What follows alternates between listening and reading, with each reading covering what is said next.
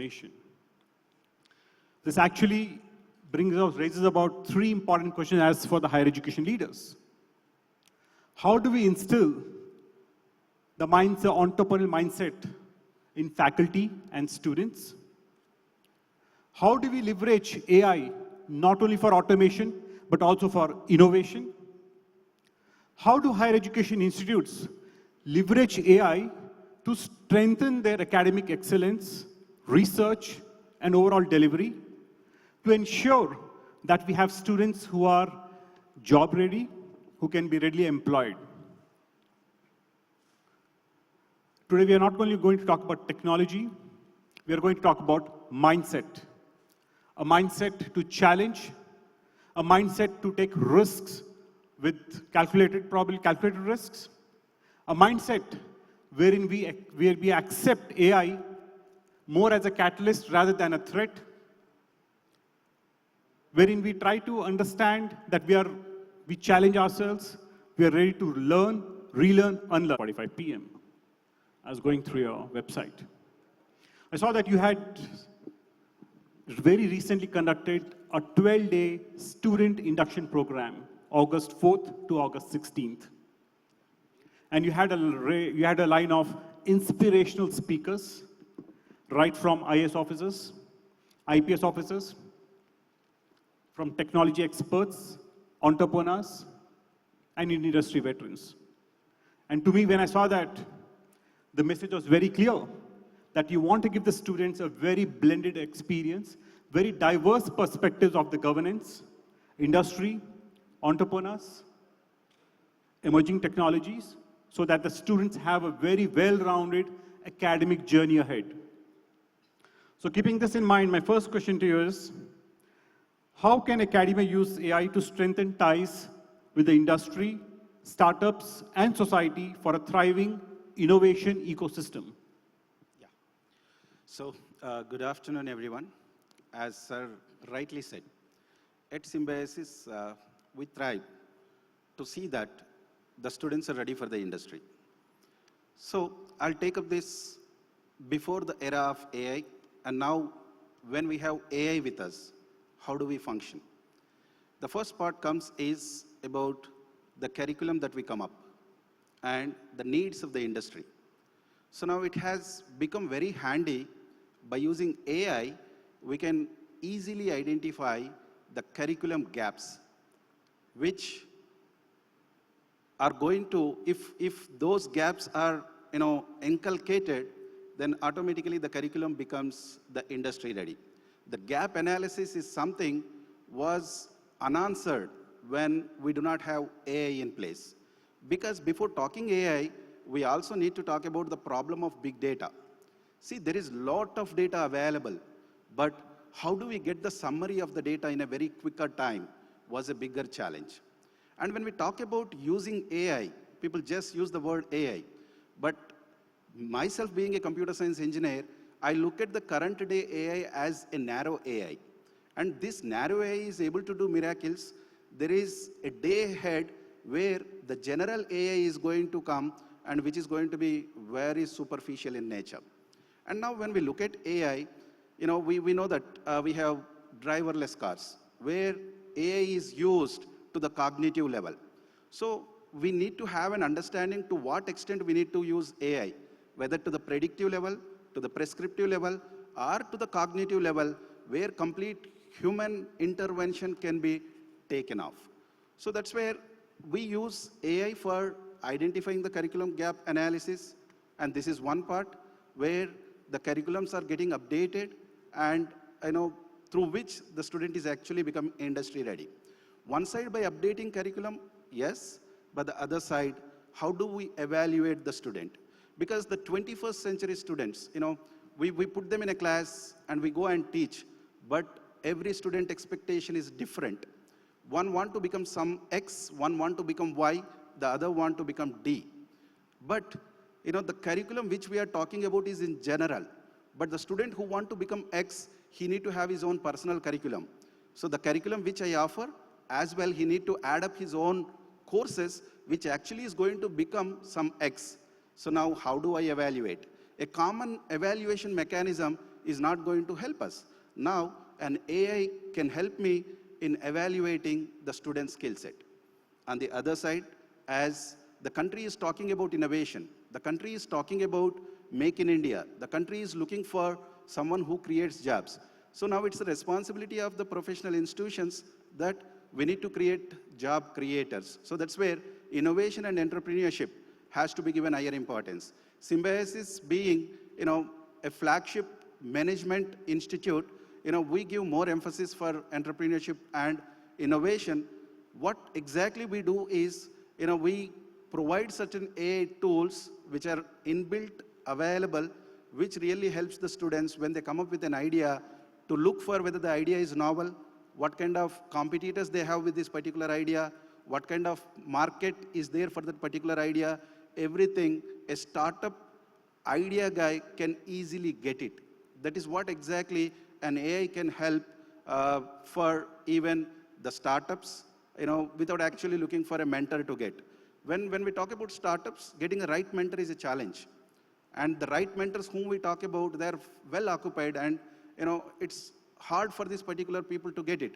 But now AI itself has become a startup mentor, and through which the people are able to nurture their ideas and are actually able to come up, developing good products. And this culture in coming days, using AI, is going to bring better results and from the educational perspective.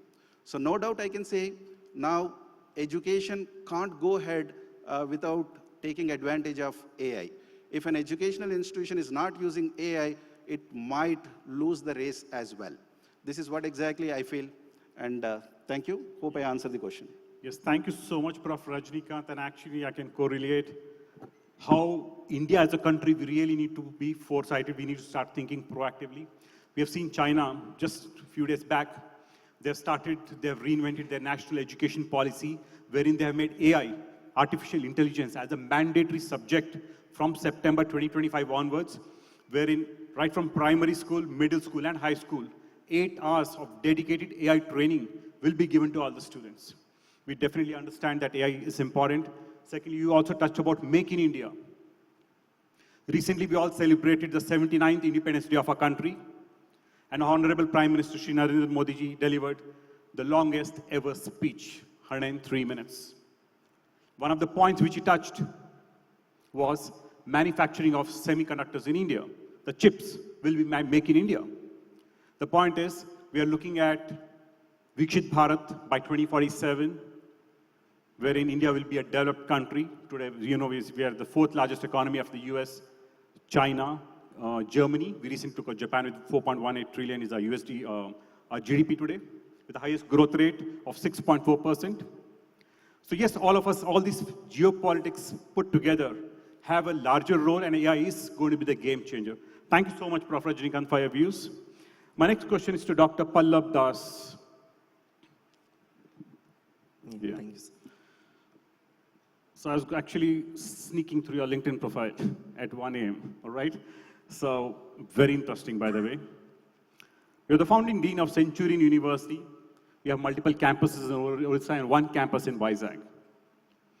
You have done a PhD in Law, Maritime Arbitration from NLU, National Law University, Orissa. Masters of LLM, International Commercial and Maritime Law from Swansea University, Wales, UK. You are a qualified Westlaw UK researcher.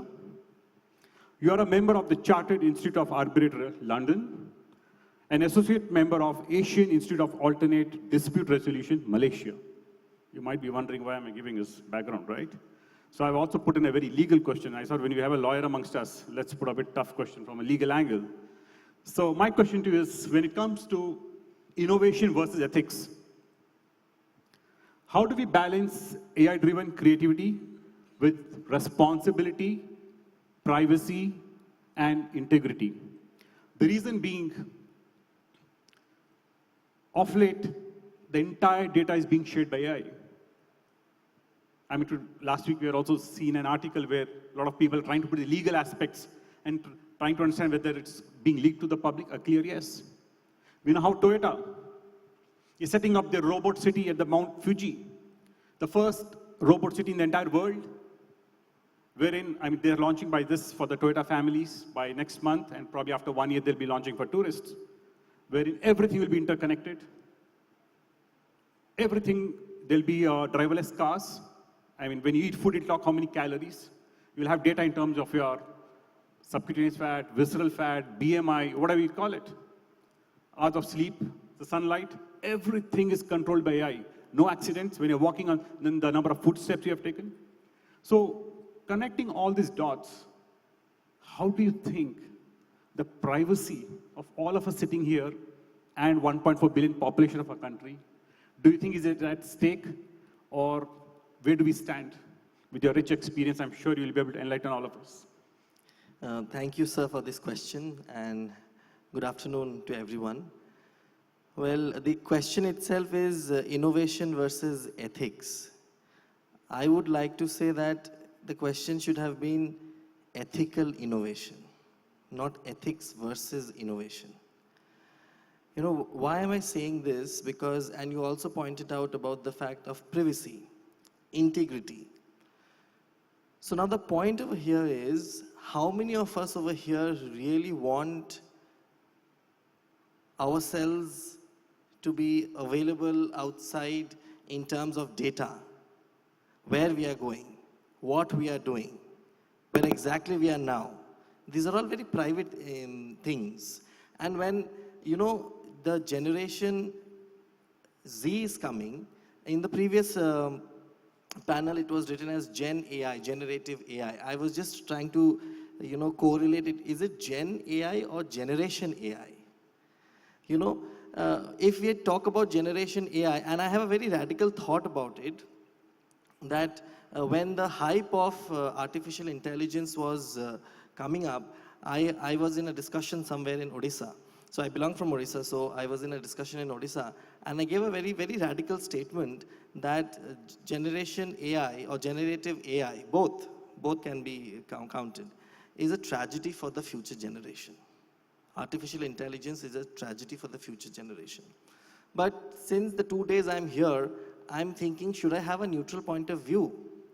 Because see, there are no laws which are guiding how artificial intelligence, there's no legal framework, how one can use the artificial intelligence.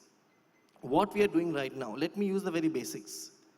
Somebody is giving us work, somebody is telling us that we need a summary, we need to do a PowerPoint presentation, we need to do some kind of email that is writing. What we are doing exactly? We are just giving the prompt to the generative AI and we are getting an email. Are we losing our creativity in this sense? Is the question, right? So, unless and until we have ethics in ourselves, unless and until we have a law which guides, till which point can artificial intelligence, we can take the artificial intelligence, you know? Now, artificial intelligence, on the other hand, is good for some sectors, not for every sector. I belong from the social science sectors. And when we talk about research, when we talk about giving credit to someone else, you know, these days I was having a PhD personal interview, and I saw that somebody has prepared a wonderful PhD proposal. And I asked that particular person, how did you think of this particular concept? And I said that, please be honest with me.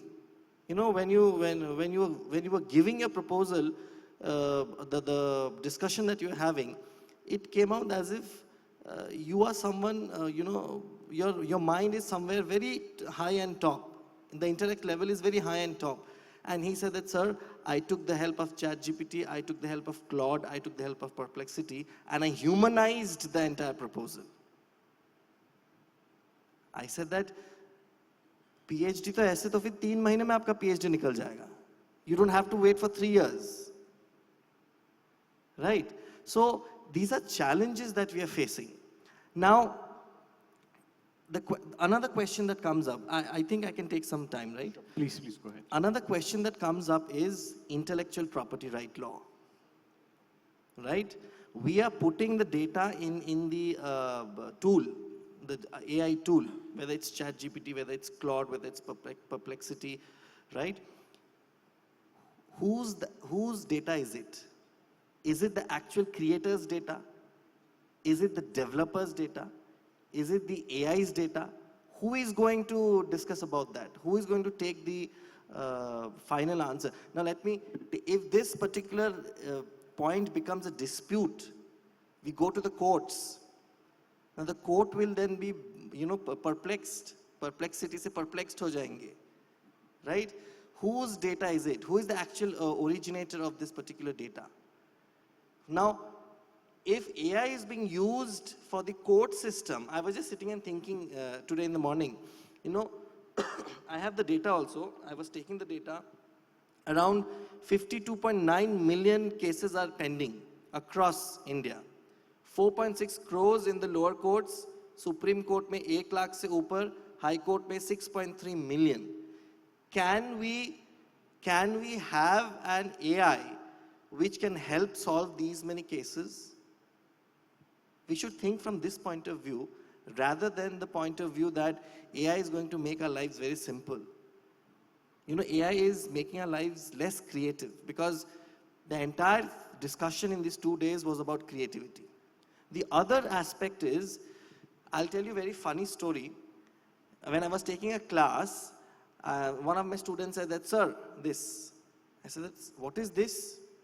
What do you mean by, he's a generation AI, generation Gen Z or Gen Alpha, I would say, right? And I said, what is this, sir? And he said, sir, this is my heart. So we all love you, sir. I said that, what is this language? Sorry, what is this language? We really don't know these languages right now. We have come to this stage where their attention span is very small. If we are not allowing them the generative AI, then they are being frustrated. Their mental health, very important aspect in the future, their mental health is being jeopardized. They are becoming frustrated. अरे बहुत सारे चीजें जल्दी चाहिए मुझे. So we actually need a framework. We need to have the integrity. So that's why when I started saying this, whether it is versus innovation versus ethics, or is it ethical innovation? Who will be accountable? We have human oversight also. Who will exactly be accountable for mistakes that the AI does? There are so many perspectives that can be talked about today. But I think I'll stop here. And my only point is that today, after attending the 2 days sessions, from being radical towards the artificial intelligence, I have become neutral. But I really don't know, in the social sciences background, how we are going to cope up with artificial intelligence. Thank you. Sure. Thank you so much for your views. And glad to know that you've come to a neutral gear now. And to add on to your generational complexity, okay? We are all in the education space. I presume most of us in the education sector. And it's the only sector where we get to work with multi-gen. We have baby boomers, right? Senior professors. Gen X, Gen Y, Gen Z, millennials, alpha. From this year on, we start the beta generation. So 2025 to 2039, the beta generation. So the point is, yeah, times are going to get tougher for each one of us. Secondly, you also touched about huge number of cases, legal cases which are open. I remember having read an article on LinkedIn and Economic Times a year back, I repeat, a year back, wherein the US mentioned, I'm sure all of us are aware about the prediction of Bill Gates. He made a prediction 2 months back that there are 2 professions. I repeat, there are going to be 2 professions which will be wiped out in less than a decade's time. Which are these 2 professions? One is the lawyers, other are the teachers. I hope he's wrong for the teachers at least. I mean, we don't know, the times are changing, none of us have an answer. But the US reports showed that the legal aspect of it in the US has been already taken over by AI. The judgment given by AI was 95% quicker, better, faster as compared to human judge. That's exactly why the reason the legal jobs in the US are on the brink. So that way it's going to be tough times, But yes, I think as Indians, we all love to put all our stuff into the chat GPT 4, 5, or Perplexity, whichever you call it. But yes, so I think there's going to be a huge question mark when it comes to IPR, when it comes to safety, security, privacy. I really wonder these things will really exist or no. So probably the future times will tell us what the right answer is. So thank you so much for your views. My next question is to Dr. Koteswara. Sir, I could not get much data from your LinkedIn profile. Maybe generation is different, but it's okay. I went through your college, university website. You spent about 4.5 years with the KL University, 2.5 Aziz Nagar, another 2 years with Bachupally campus. Am I right? Yes. Thank you. So when I visited your website, what I really liked was a punchline. To the left hand, it says, the road to success begins from here. That was the left part of the website. And the right part of the website mentioned, we have placed 4,000 students in 400 plus companies. 4,000 students in 400 plus companies. So to me, as an outsider, when I read, it gave a broader understanding that KL University has a very good industry connect. But the answer doesn't stop here, or probably the question doesn't stop here. We need to look ahead. As we begin our journey towards 2030, the question is no longer about employability. I repeat, the question is no longer about employability, because AI is not just transforming jobs, it's transforming industries. So the key to success will lie in ensuring that our students are up to date with various technologies, various skill sets, practical application plus theoretical application, to make them an all-rounded, successful person. So keeping this in mind, my question to you is, what policy and pedagogy shifts are needed to bridge the skill gaps and fuel entrepreneurial skills? Thank you, sir, and a very good afternoon to the respected delegates, also the panel members. Myself, Dr. Koteswara, representing KL University, Hyderabad campus. As introduced by him, I've been associated with KL University for the last 7 years. Prior to that, also, I had experiences in India and abroad. The points were touched by the panel members already. 3 things which can bridge the gap between these 2 aspects, mainly making the students utilizing the AI as a platform to become the entrepreneurs. The first and foremost thing I could see is the learning, which has to be a focused learning. The gap is always about the learning in the curricula of various universities across the globe, or even in India. For that matter, even in Hyderabad, you claim you are the best university, but at the same time, you should also focus upon the curriculum design, which is one of the main factors that is deciding the gap between the industry and academia. Very precisely, the students should have the experiential learning, the true project-based learning. People have been talking about project-based learning for years, but still there is a lot of gap about the project-based learning. It has been in existence for a decade, more than a decade, where a project has to be a part of your learning from your second year or a third year of your graduation, made by BTech or BCom or BCA, whatever, a kind of project, a true experiential learning. You have to come out of the large chunks of teaching-based to a small and very brief sessions of practical approach, where you cannot expect the students to bear your 1 hour, 2 hour long sessions like we have done during our studies. Now the current generation has less time to listen to your boring lectures. I would say I'm also a professor of ECE. I've been teaching into this for the last 20 plus years. So students are having less patience. I would say that we can't say that as a patience. The ability to focus on certain things has been minimized because of various factors. So the experiential learning, where you engage your students mostly into the project-based learning, you give a course, you say a course, and you identify a project where the students can involve themselves in the groups. And you should also be very careful about the rubrics that design the project-based evaluation. You can't say that you get a project, you complete the project, I give you 10 out of 10. Not like that. You should always give a standardized process from the design side, design to end. What is that end product that you are expecting from a project? The project can be of 1 semester duration. The project can be of two semester duration. It can be of 4 semester duration. You can't say, if you say industry people complete the project in a 6 months time, 1 year time, but the same project you want to complete the student, you want the student to complete the same project within a month time or within 2 months time. Ridiculous.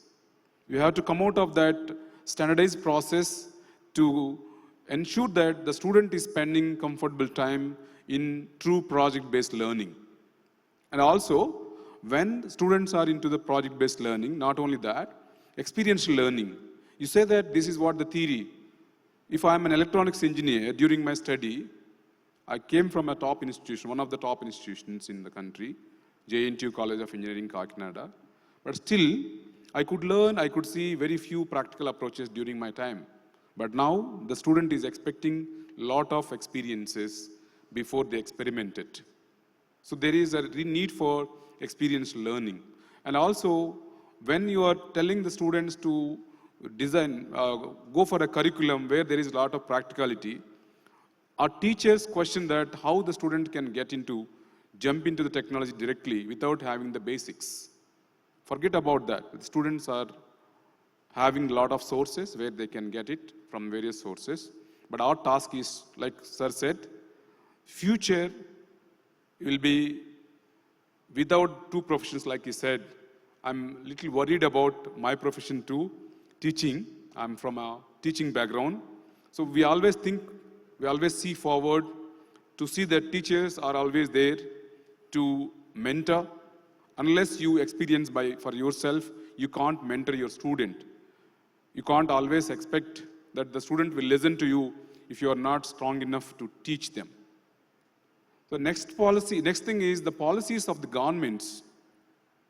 When you say that to bridge the gap between industry and to make your students or the academia to become the entrepreneurs in the AI field, the government should give the push to the students who want to become the entrepreneurs in terms of tax benefits, in terms of the space, in terms of the research exposure, in terms of the access to the resources, whether it is in the government, it is in the private, it is in the IT, the students or the academia, the entrepreneurs should always be given the access to those resources to become a successful entrepreneurs.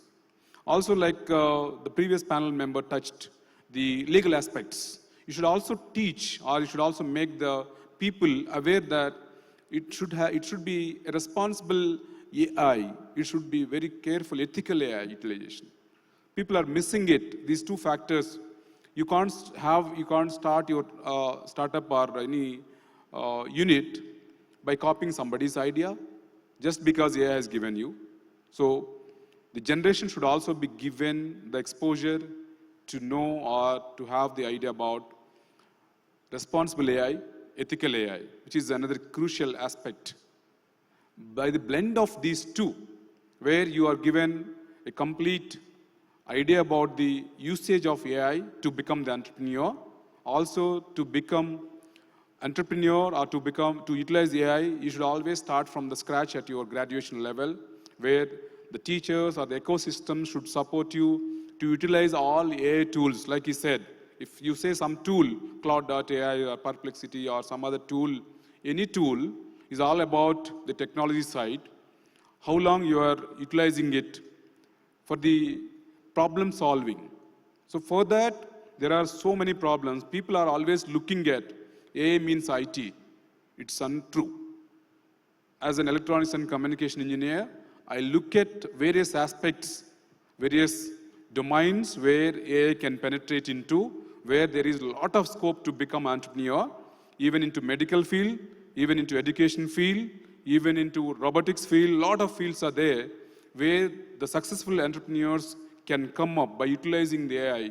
That only is possible if the curriculum is changed, the government policies should support, the industry should come forward to handhold, and from the beginning it should start, like he said, China has started 8 hours, AI is mandatory from preschool to every stage. That's where we have to step in and to move forward. Thank you. Thank you so much, sir, for sharing your very diverse views. And actually, you said about focus research. When I heard the word focus, one statement which came to my mind was Air Marshal A.K. Bharati. He said, our mission was to hit the targets, not to count the body bags. That's called focus. Focus, we call it Operation Sindoor.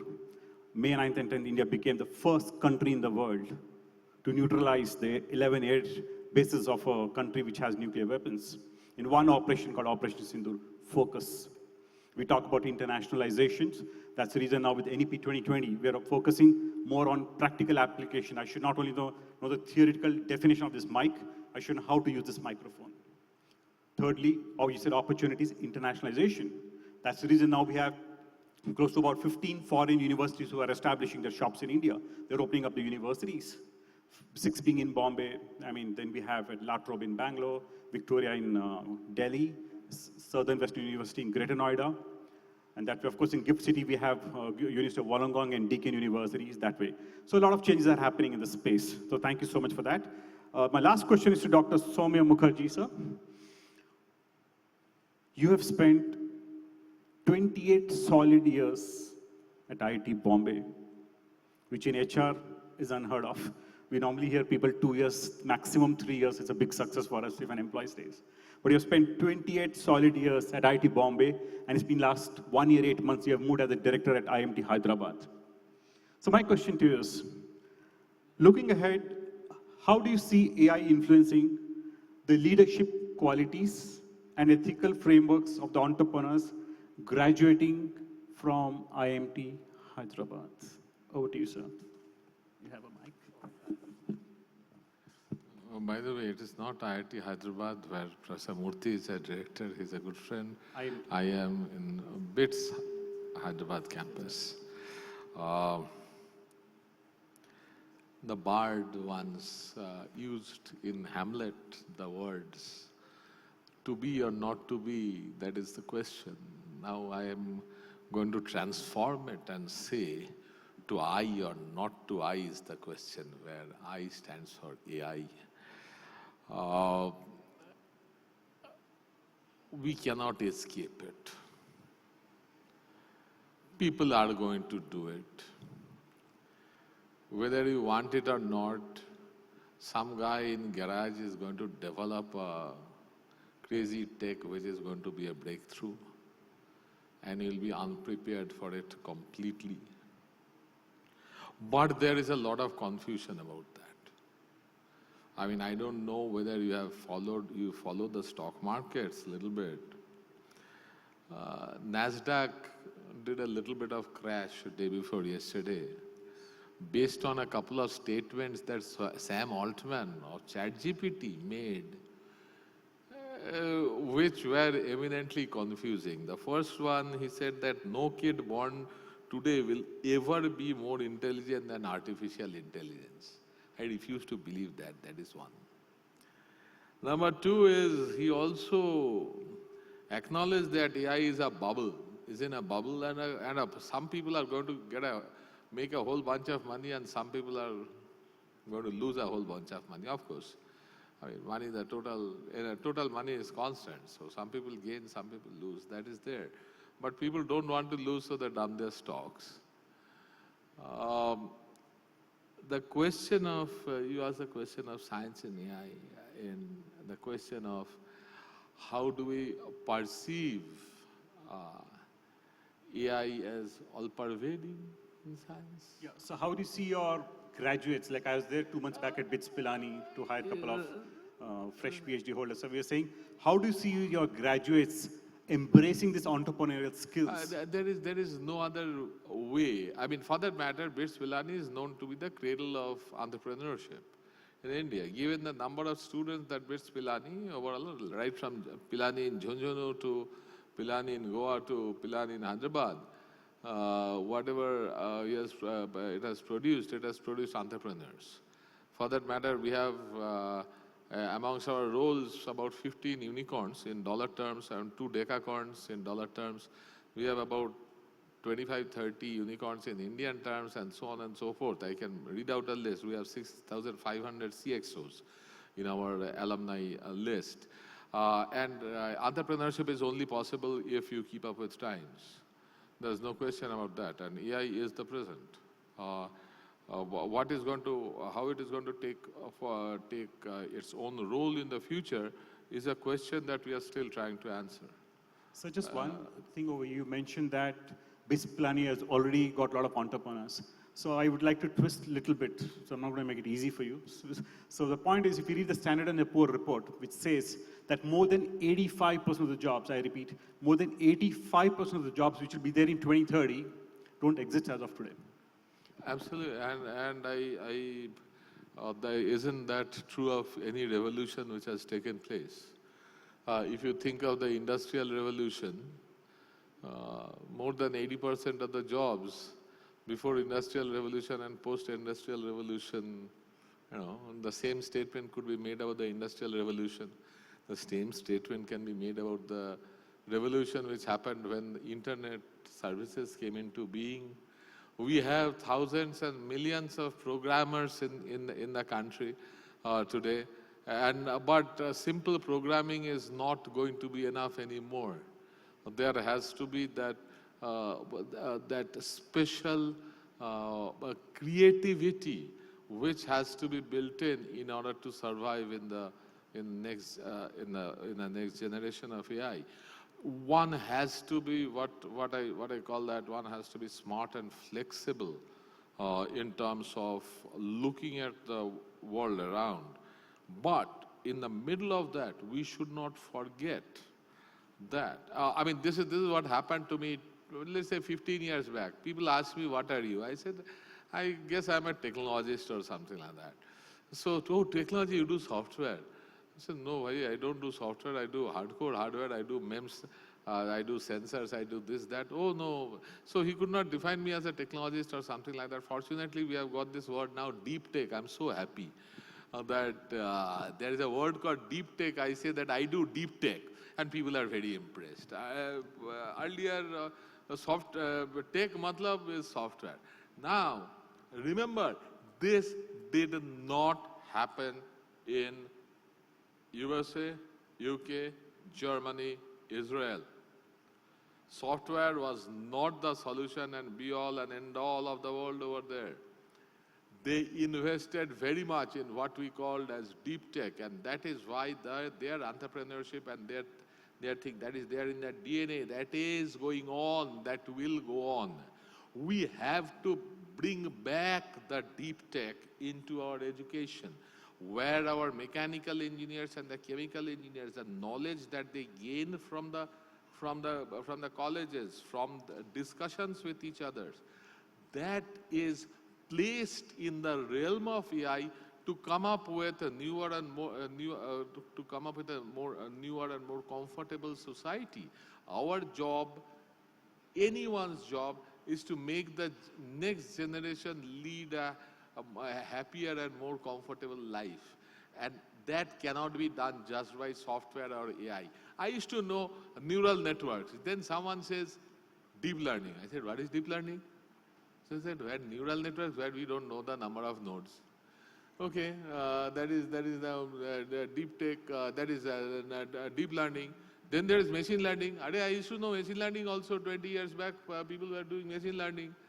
Artificial intelligence, Vaidyas were doing artificial intelligence. They gathered huge amounts of data, the elderly Vaidyas. We are now able to do that with computers. That does not mean that the Vaidyas, the hand, the testings that they do go to waste. AI is not the be-all and end-all. You have to have the basic core quote-unquote deep tech knowledge in order for new types of entrepreneurs, new jobs to happen. Thank you so much, sir. And definitely, yes, India today, we rank globally number 3. Now, when it comes to unicorns, we have 118 unicorns as of last month's report in 2025. And we are sure that with all our thoughts put together, we should be now in a better position to understand how entrepreneur is going to play a very key role, and how AI is actually going to foster innovation and creativity, and how do we actually institutionalize the best practices to move ahead. With these words, we'd like to end this panel, and thank you so much. Sorry, we have 1 minute off short.